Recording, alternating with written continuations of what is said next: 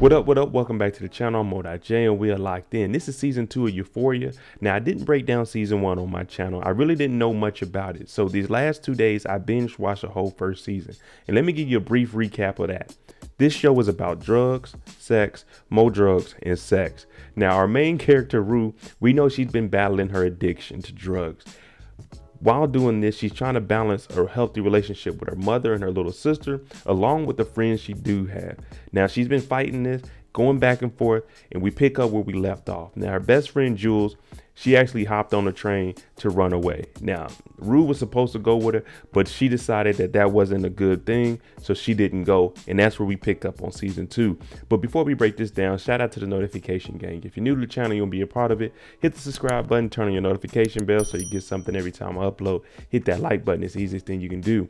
Now, each episode primarily focuses on each individual character's backstory and their life, and it shows how it all comes together. So this episode of season 2, episode 1, is going to focus on Rue's best friend, Fez. Now, Fezco is kind of like a big brother to her, so let's jump into it. This is episode 1 of Euphoria. This episode will be focused on Fez's backstory and how he became the drug dealer that he is today. Now, we hear in the opening scene, Rue says that Fez's grandmother was a mother effing G, and you see what's on her jacket: God's word, God's will. With grandma being a G, you're wondering why? Well, she comes up in this thing with a revolver. She's walking through the strip club. All the strippers are looking at her like, oh, whoa, whoa, because she has a gun in her hand. And when she goes in the back, there's a fat gentleman back there getting that sloppy toppy, and she shoots him in both of his knees. Bow, bow. Well, it turns out this man is Fez's father, and he's been putting his hands on young Fez. The reason grandma shot Fez's dad was because he's abusing him. You see, he has a black eye here. And this is how Fez began to live with his grandma. We've seen in season 1, he's been taking care of his grandma. She's been in the bed, very sick. She's older. So he's grew up with her, and he's been learning the game from grandma. Grandma wasn't the best guardian, but what she did do for Fez is teach him the streets. As you can see here, he's breaking it down. He's bagging up the drugs because she knows that security, they aren't going to pat down a 10-year-old boy. Fez didn't know much about his mother, but his grandma used to tell him that she was a good woman. She had a big heart. Now you see, he's riding with her. He's no longer her grandson. He's her business partner. And what they would do is they would go to motels and they would get a room. And this is how they exchange money. So you'll never have the drugs and the money at the same time. You go in there, you put the money in the vent, you take the drugs, or vice versa. Fez was real smart when it came to school, especially numbers. That's because grandma's been teaching him that ever since he moved in with her. 28.5 grams in an ounce, 16 ounces in a pound, 2.205 pounds in a key. Yeah, you know those numbers. So Fez, he was good. He was on top of it. And one day Fez came home and there was a little kid there, but he didn't ask his grandma whose baby it was. He just said what's up to the kid. You got grandma putting cell phones in the microwave to destroy him. She even takes Fez on drug deals, and the guy's like, who brings a kid to a drug deal? She said, oh, that's not a kid. That's my business partner. Because, you know, Fez is riding shotgun with grandma wherever she go. Now, that business deal that they went on, the guy sold them some dummy stuff. So, you know, they ain't make no money off of it. But grandma starts to explain why this baby is here. A woman came, got some drugs, left him as collateral. She never ever came back. And whatever Fez did, he couldn't get the baby to stop crying. But that just drew him closer. And since the mom didn't come back, he took him up under his wing as his little brother. And that's why they're so close. Now, we're all wondering how the kid got the name Ashtray. While they're in the kitchen, grandma's in there cooking it up because, you know, we got to go make some money. The little kid, he reaches over to an ashtray and he picks up a cigarette butt and he puts it in his mouth and he starts chewing on it. And now you can see grandma coming over there trying to get the cigarette butt out of his mouth. And this is how the young man got the name of Ashtray because he ate a damn cigarette. Now, you remember the guy with the bowl cut that sold him the dummies when they went on that mission? Well, here he is, and grandma's about to get that payback. Now, grandma, she's going to get some kickback. You messed up my drugs. She takes a crowbar and goes across the back of his head several times. Now, Fez says he doesn't know why he did this, but he got out the car to stop his grandma. And while she was doing all of this swinging, she actually turned around and hit Fez in the head. It knocked him out. Now, Fez didn't remember anything for about 2 months, just little images here and there, but he had a huge fear of who was going to take care of Ashtray, because we've seen ever since Ashtray came to the family, he's been the one watching over it, because Grandma is really more about the business. Now, Grandma says she's not feeling too well, so she goes and lays down. Now, she never apologized to Fez about it, but he know that Grandma felt bad for doing it. She just wasn't the type to apologize. From the moment Grandma went to lay down, she ended up going to the hospital and became bedridden. So not only did he have to take care of Ashtray, he had to take care of his grandma, also run the little corner store. No matter how hard life got, Fez always knew life could be harder, and he started gaining enemies as he got older. We know that he got into it with Nate over Rue and Jules. Now he's starting to think, what will my grandma do to handle someone like Nate? But we know what Grandma does. We seen what she did to his dad and to the guy with the bowl cut. So that means, demon time. Fez loved Ashtray like a brother because outside of his grandma, that's all he had. Ashtray loved him as a big brother, and they would do anything for each other. We know that Nate called the police to get Fez's house raided with all the drugs, and they had to flush everything. So Fez had to go rob a drug dealer, which was really a doctor that his supplier is getting everything from. Ashtray feels that his brother Fez is in trouble with the drug dealer because the money has blood on it. He comes out with a hammer, hits him in the head, kills one of them, and busts another one's nose. Fez is like, bro, what did you just do? Because now we have a dead body in the house, and whoever that these guys work for, they're going to be looking for us now. Damn, Ashtray. Fez and Ashtray, they have to go handle some business. One, because they had these bodies, and two, they got to figure out where they're going to get the next set of drugs from. So they're focused because this is serious.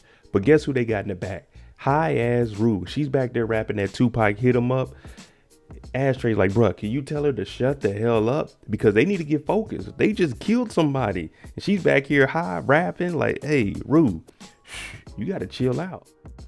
Now, the two people that were in the house that Ashtray hit, one was Mouse. He's dead.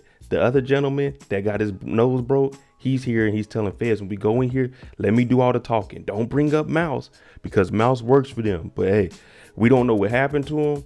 All we are here to do is try to get some more drugs. And they got Rue. They talking about Rue. Stay in the car and shut up. They go ahead and take Fez on the inside, but the guy leaves his girlfriend out here and she gets in the car with Rue. Rue's in here high, talking about everything that went on with her and Jules. This girl, she's over here talking about, let me do a little bit of heroin just to get me through the night. Now, she's on a different type of high than what Rue is on, but both of them are equally high and both of them are talking nonsense.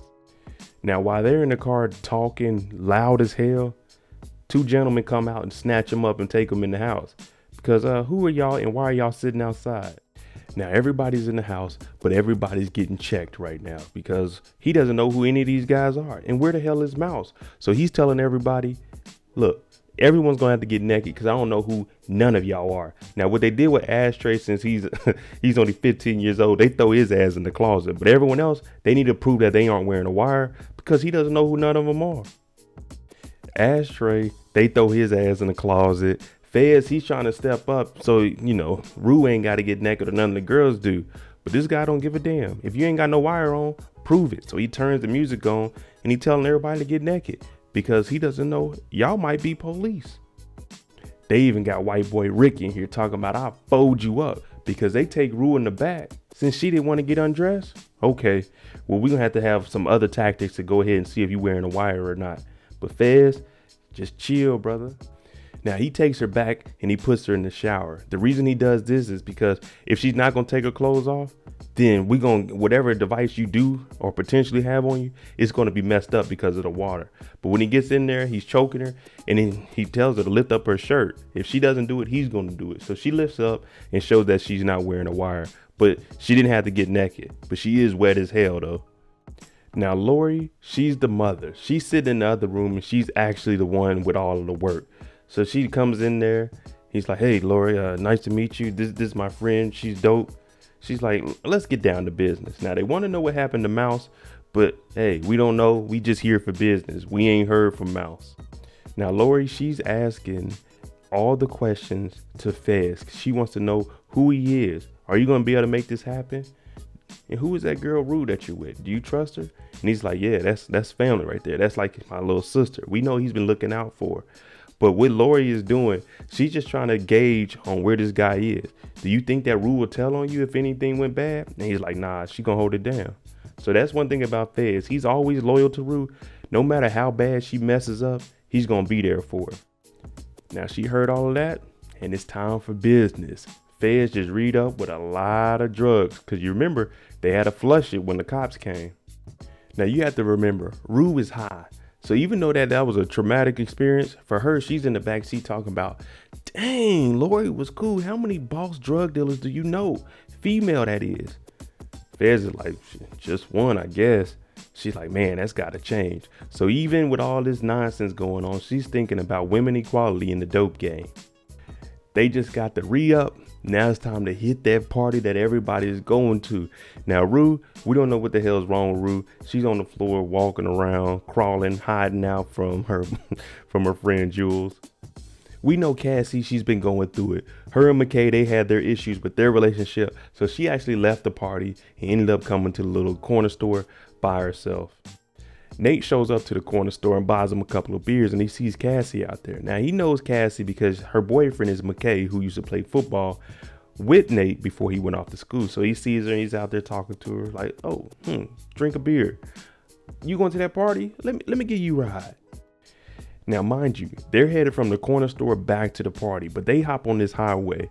Nate's in here drinking, doing about 100 miles per hour. Now, how far did she walk on her own if this guy can go 100 miles per hour on the highway? And I'm talking about he's going 100 miles per hour for a while. Now, she's drinking, but she spills the beer on her. And now we get into some white people stuff. He going 100 miles per hour. She spills the beer on herself. She's like, oh, I'm soaking wet. She takes off her seatbelt, takes off her drawers. Now, throws her drawers in his back seat. So, you know, that might come back on him later on. Then she starts hanging out the window. I'm like, what the hell are we doing here? In my head, the whole time I'm thinking she's either about to get her head smacked off or they about to get in a wreck. But this is some white people shit here, people. Nate and Cassie finally arrive to the party. But instead of getting it on in the truck, they go inside of the party, inside of the bathroom, and they start smashing. Whole time, Maddy's at the door. She's been looking to get to the bathroom, but the door's locked and she hears Nate in there. So she thinks he's taking his shit, but really he's in there with Cassie. Nate being smooth about it. He trying to open up a window. Damn, it's locked. So what he tells her is put your clothes back on, and he's going to put her in the bathtub. So when he goes out, you just got to stay in the bathtub. Don't make no noise. And hopefully, whenever they leave the bathroom, you can come out next. Now we see Fez in here and he's talking to Lexi. Lexi was Rue's original best friend, and then they kind of grew apart. But he's here and he's talking to her like, hey, what's your name? She said Lexi. He said, oh, you're Rue's friend. You know, he got that little slow talk. Oh, you Rue's friend. I like that name. I like that name. We see Jules and Cass taking shots, and Rue's been trying to avoid Jules since she didn't get on that train, and they haven't spoke since then. She goes outside and she lays down in the car to get away from everything. Now, you remember earlier in the episode, the girl got in and was doing some heroin. Well, she had it in the Altoids box, and now Rue sees it. And one thing about her, is hard for her to fight these drugs off, these demons that are in her head. We have a guy named Travis, played by Lil Meech, and he's in the hallway talking to Maddy while she's trying to get in the bathroom. Now, he's 3 years older than them, and he's also a DJ/producer, so he's just trying to get at her. And she's like, do I know you? Or do you know me? He said, yeah, I know you. You the girl I met on New Year's in the line waiting to get in the bathroom. So she's looking at him like, damn, these lines are lame as hell. Maddy goes in there to use the bathroom. Cassie's in the bathtub. Trying not to cry like, hey, shut the hell up. Now, there's a lot going on in this house. Jules sees Nate. We know what went down between Nate and Jules. He threatened her with everything that was going on with his dad. We know that Fez is looking. He sees Nate, and you know, him and Nate got issues also. But Jules talking about, I want to black out and forget everything that happened this year. Rue eventually comes back in the house, and good thing she put down that heroin and didn't do anything with that. But she goes to the back of the house, and there's a kid in there in the laundry room snorting some stuff. She opens up the door like, whoa, hey, wait a minute, what are you snorting? He's like, what am I snorting? Nothing. I'm here to fix the washing machine. He in here lying high as hell. Now there's no toilet paper in there, so Maddy with her trifling ass, she goes over there and grabs whoever lives here's face cloth and wipes herself down, throws the towel in the bathtub so no one see it, and it lands right on Cassie's face. Rue, being weak as she is, she couldn't turn down the opportunity to get some free drugs. She talking about, well, whatever you got, I'll show you what I got. She goes over there, she taking these lines to the head. Travis comes in the bathroom with Maddy because he has some weed, and she like, shoot, I'll smoke a little bit. Now he just said, I'm not going to shake hands with Nate because he didn't wash his hand, but he's in here smoking weed in the bathroom with a girl that ain't washed her hand, that wiped herself with a washcloth. Come on now, make it make sense. But they in here blowing a little bit of trees. Cassie, she's still in the bathtub. Now this could be very bad for Cassie because her phone is in here. I don't know why she wasn't holding it, but her phone is here, and if it goes off, and Maddy can find out that she was in this bathroom. Rue, she in the laundry room going through it. She over here talking about, get the Adderall out of my sock. If I take it, it'll offset and get my heart rate back up. The dude is like, man, what the hell? I know me personally, I don't do drugs. But if I'm in the room with her and she talking about give her more drugs to counter with the drugs she already took, hell no. You were not getting me to administer anything. But it works. And her heart rate goes up from 56 beats per minute. I don't know, it's probably about like 75 right now. It ain't that fast. But whoever this gentleman is, he's her new best friend. Her new best favorite person in the world. Besties, that's what they would call it. Fez and Lexi, they're talking and they're actually having a decent conversation. Now, one thing we know about Fez is he dropped out of school. He was a little bit older than everybody. So he hasn't had a real relationship with anybody. I'm talking about even personal, friendship other than Rue and his brother Ashtray. So he's talking to Lexi and he's asking her, how do you know all this? She's talking about, I read. He's like, oh, dang, that's nice. They start getting into a little deeper conversation and she's asking him, if you believe in God, then why do you sell drugs? And he gives a good counter. My uncle got diabetes from eating a lot of McDonald's. I don't see people going down there and stopping that. She's like, well, yeah, you're right. If I was God, I don't think I'd let the CEO of McDonald's into heaven. Cassie's still in the bathtub. Travis is with Maddy. We got Nate watching the door to see if Cassie's going to be able to get out because Maddy's in there. And then we got Fez watching Nate because him and Nate, they got an issue. So it's a lot of stuff going on. And remember, this is New Year's Eve, so it can go down. You know everybody's about to be drugged up and drunk. Her sister Lexi has been looking for her. She's been calling and calling and calling with no response because she left. They got in an argument and that's how she got picked up by Nate at the corner store. But she's calling and Cassie's phone finally goes off because now she has service. The phone starts vibrating. She starts to play like she done passed out. So when Travis looks in there, he's like, hey, someone passed out. Maddy's like, I don't give a damn. So Cassie, she made it through. But as soon as she gets up to get out the bathtub, someone else comes in. He's like, hey, yo, you know what I'm saying? Not right now, baby. I got to use this bathroom. These are some wild kids. All of this stuff can be prevented. They put themselves in some wild situations. We wouldn't even be in season 2 if everyone just said, oh, I'm not going to that house party. Too many people got toe up last time. But Maddy, she's out here dancing with Travis because she wants to make Nate jealous. Kat's like, who the hell is that? She's like, shit, I don't know. They just wilding out, man. To be some high schoolers, these kids are over the top. Nate is overly aggressive. We seen how he was with Maddy, borderline possessive. Now he's been messing with Cassie and we know that was McKay's girlfriend. McKay, lame brother, keeps coming down from college to deal with this high schooler because he ain't getting no play. But now he wants to talk to her in the back one-on-one. And the whole time Nate is watching and we know Nate just had sex with her. So he's looking like, I don't want nobody talking to her now. Nate, chill the hell out. McKay trying to get that old thing back, but she's in here crying, smelling like stank from sex. She got beer poured on her. Yeah, and she's in here crying. And McKay, he's up at college, losing, ain't getting no girl, so you got to come back and deal with these high schoolers. But he's in his feelings talking about, it's okay. You don't have to say anymore. Like, McKay, bruh, stop coming back to these high school parties, man. Jules and Rue, they finally make eye contact. They haven't spoke since the day that she left and got on the train. But they need to have this conversation with each other. Nate is bigger than everyone at the school. I'm not gonna lie, this guy is towering over everybody. But he's talking to McKay and he's like, man, you went back there and had sex with her, man. You know what I'm saying? You can't tell me you went back there and y'all ain't do nothing. McKay's like, hey, bro, chill. Now, Nate could be as big as he wants to. I'm gonna lay his ass down. Boy, bow. Bow. Like, hey, Nate, chill the hell out, bruh. You about 6'6", chill, man. And McKay is like, nah, I didn't do nothing with him, man. We just went back there and talked. But the reason Nate is acting like this is because he's no longer with Maddy, so he feels that connection where he can potentially own, I'm talking about very possessive, own Cassie. So he doesn't want McKay to do anything with her.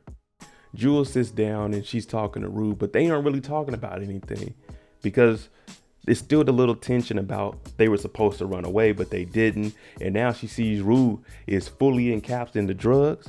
So she's like, damn, I left and this is what Rue is on, and it hurts, but it is what it is.